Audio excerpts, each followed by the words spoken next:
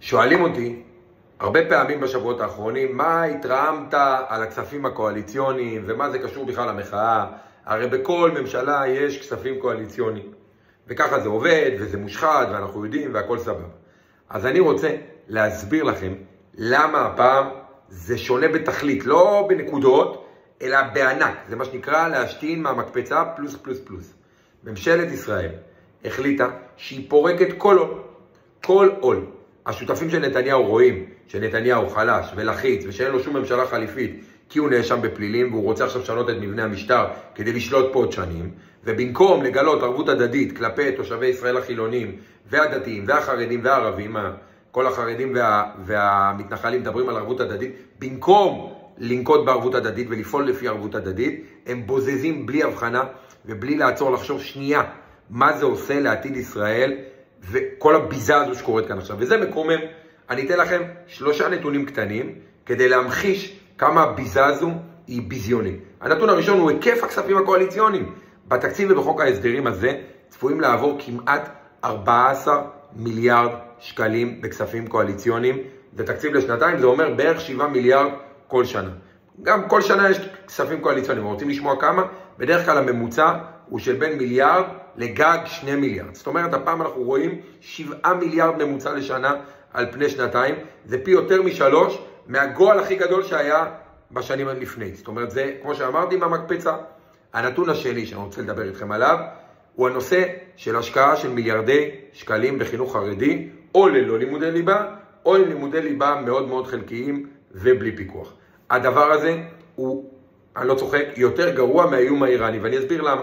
אגף התקציבים באוצר, לא אני, אגף התקציבים באוצר, זה שסמוטריץ' רק שבוע שעבר, שהיה לו נוח, בכמה מאות מיליונים שחוק הארנונה, אף עליו. אז אגף התקציבים באוצר כתב חוות דעת על התקציב, ובין היתר הם כתבו שם שהנזק מהשקעה בחינוך ללא לימודי ליבה, וללא כלים וללא יצירה של מנועי צמיחה שיוציאו גברים חרדים לעבודה, הנזק יכול להגיע ללפחות 6.7 טריליון שקל, אני מקווה שאתם יושבים, 6.7 טריליון שקל אובדן תוצר למשק הישראלי ב-40 שנה הקרובות.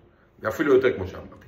זה אומר שהמיליארדים האלו לא רק עכשיו עולים לנו מהכיס out of pocket money, הם גם צפויים לגרום כל שנה ב-40 השנים הקרובות לנזק באובדן תוצר של יותר מ-160 מיליארד שקל בשנה בממוצע. אתם שומעים את המספרים? אתם יודעים מה זה יכול לעשות פה למשק לטובה?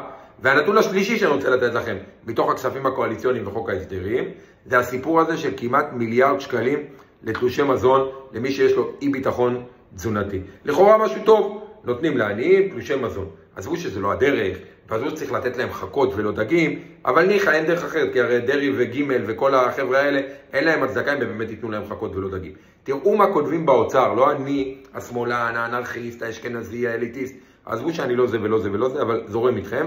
תראו מה כותבים באוצר. באוצר כותבים את הדברים הבאים על תוכנית תלושי המזון. התוכנית המוצעת לחלוקת כרטיסי מזון אינה מתמקדת בהכרח באוכלוסיות הנמצאות באי ביטחון תזונתי. זה הרעיון שלה, אבל היא לא מתמקדת בזה.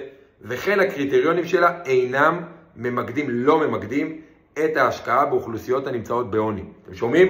התוכנית לעוני לא מתמקדת בכאלה שיש להם עוני. מנתוני חלוקת כרטיסי המזון שבוצע בתקופת הקורונה, ככה הם כותבים, עולה כי שיעור משקי הבית שהיו זכאים לכרטיס בחברה החרדית גבוה משמעותית, לא רק גבוה, משמעותית משיעור משקי הבית הנמצאים באי ביטחון תזונתי בחברה החרדית ככלל. זאת לעומת שאר האוכלוסיות בישראל. הדבר נובע בין היתר, וככה הם מסבירים, ממבנה מנגנון הנחה שמטיב במיוחד עם משפחות מרובות ילדים. למה? אני שואל אתכם, למה? למה ילד באופקים או בדימונה או באום אל פחם לא מגיע לו תלושי מזון כמו כל הילדים? למה? למה שרק חרדים ייהנו מזה? כי הם השותפים של נתניהו? למה? בגלל שהם רואים שהוא לחיץ אז הם גונבים לעצמם? תתביישו לכם, איזה יהדות זאת?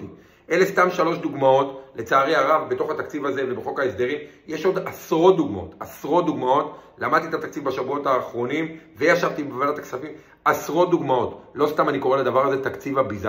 אז נכון, יש לכם 64 אצבעות להעביר את התקציב, שהוא בעיניי דרך אגב לא יותר משוחד פוליטי הכי מגעיל והכי מפיוזי שנתניהו משלם לשותפים שלו כדי שימשיכו איתו, למרות שהוא מאושם בפלילים, ושהם ייתנו לו לשנות את מבנה המשטר כאן, כדי שהוא יוכל לשלוט פה עוד שנים. אחרי התקציב הם יחזרו לזה, אל תתבלבלו לרגע אל תתבלבלו. הוא יעביר את התקציב, הוא יעשה לגנץ ולפיד שמוזינג, והוא יעבור וימשיך לרסק את מערכת המשפט, את המינהל התקין, את התקשורת, בדיוק כמו שעשו בהונגריה, פולין, טורקיה ומקומות אחרים.